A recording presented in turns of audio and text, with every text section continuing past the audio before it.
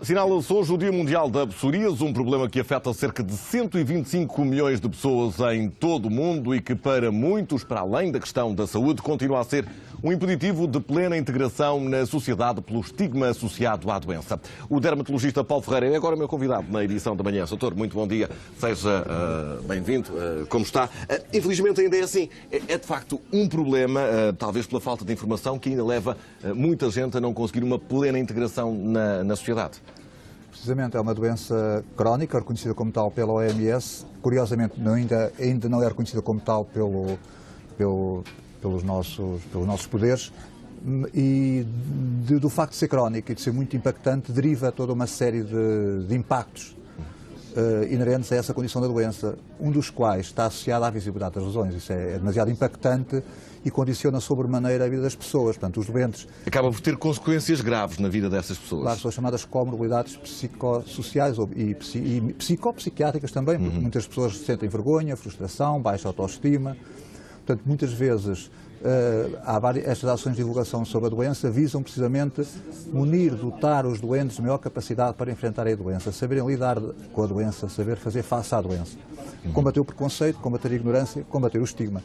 Têm sido lemas decorrentes e repetidos ano após ano, porque de facto não nos cansamos de repetir que contagioso é o preconceito, que a doença não é contagiosa que se vê.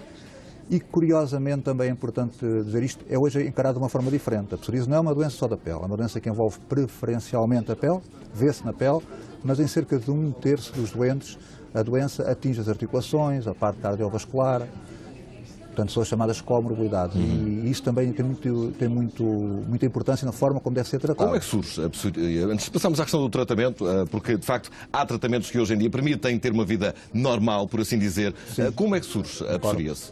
A psoríase, portanto, num terreno de suscetibilidade genética aumentada, isto é, há um histórico, inquestionavelmente há uma maior aglomeração familiar de casos, portanto, e já são reconhecidos e conhecidos alguns genes, isto é, pequenas porções. Há hereditariedade neste problema. Precisamente, isso é incontornável.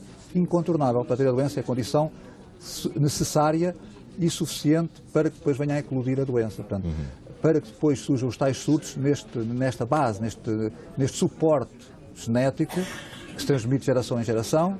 Há indivíduos que podem ou não vir a evidenciar a doença, sendo que ela, em muitos deles, até está latente e, em alguns quadros, pode manifestar-se na infância e, noutros, no adulto. Portanto, não há uma idade é mais prevalente entre as segundas e terceiras décadas da vida, no adulto jovem, precisamente naquelas pessoas mais ativas, social, laboral e familiarmente. Alguma explicação para esse facto?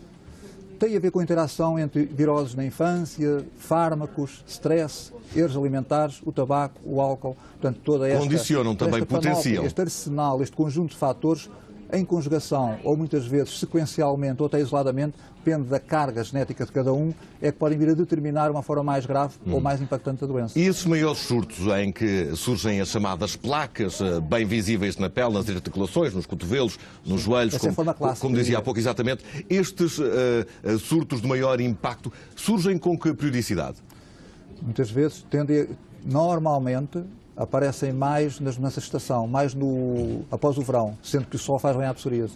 Nós aconselhamos os doentes a apanhar sol sem se queimarem e porque isto também, o sol, a nossa pele está geneticamente, diria, ou até antropologicamente determinada para interagir com o meio ambiente e com o sol. O sol é a vida, é necessário para... Portanto, as pessoas podem e devem apanhar sol, sendo que o sol ajuda a maturar bem as nossas células. O que se passa na psoríase é que as células maturam, se reproduzem de uma forma descontrolada. Portanto, as células proliferam em excesso e maturam em déficit. Culmina nas tais placas, isto é, conglomerados de células imaturas que se acumulam à superfície da pele que não se escamam como deveriam.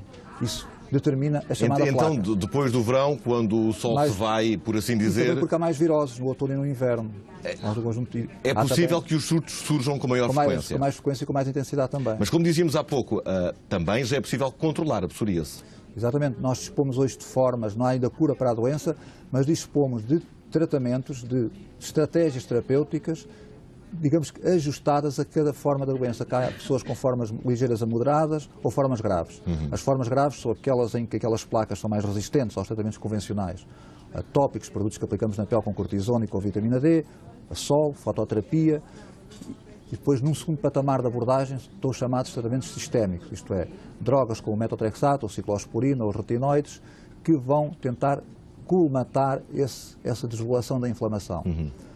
Para casos mais resilientes, para casos de intolerância ou toxicidade a essas terapêuticas convencionais, dispomos hoje das tais terapêuticas inovadoras, são chamados biológicos, que vão ajudar a controlar essa desregulação da imunidade. Portanto, são fármacos modificadores da imunidade que regulam a imunidade e que são muito eficientes. Doutor, e estes tratamentos já chegam a todos os doentes? Esse é outro grande problema, é o acesso às consultas e o acesso aos tratamentos. Eu diria que é a questão mais premente e que portaria mais relevar num dia como hoje, que é o Dia Mundial da Psoríase.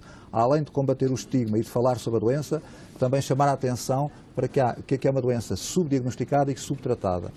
E que naquelas formas mais graves, um doente não tratado ou indevidamente tratado pode ficar a médio prazo, consequência das tais comorbilidades, como acidentes cardiovasculares, por exemplo, um doente desses, a médio e longo prazo, numa visão concertada, fica mais caro ao Estado, a todos nós, aos nossos impostos, do que um doente tratado de uma forma proativa, atempada e competente. Mas porquê é que esse acesso ainda é tão difícil? Por questões incontornáveis do nosso sistema de Serviço Nacional de Saúde, porque há poucos especialistas para o ratio geral de doentes com psoríase. Depois há também, como sabe, uma maior conglomeração. Diria que o problema não se coloca em Lisboa, no Porto ou em Coimbra. O problema coloca-se na periferia, na província. No Algarve, por exemplo, em Trás-os-Montes, nos Açores. Aí os doentes debatem-se com vários, além da tal ignorância. Muitos deles até nem sabem o que é a psoríase. Veja bem o ponto em que estamos. Há uma grande assimetria, diria, em relação ao que se passa no litoral e nos grandes centros, comparavelmente ao que se passa no interior e também na Madeira e nos Açores. Doutor, foi um gosto de bom na edição da manhã. Até uma próxima oportunidade. A Sociedade Portuguesa do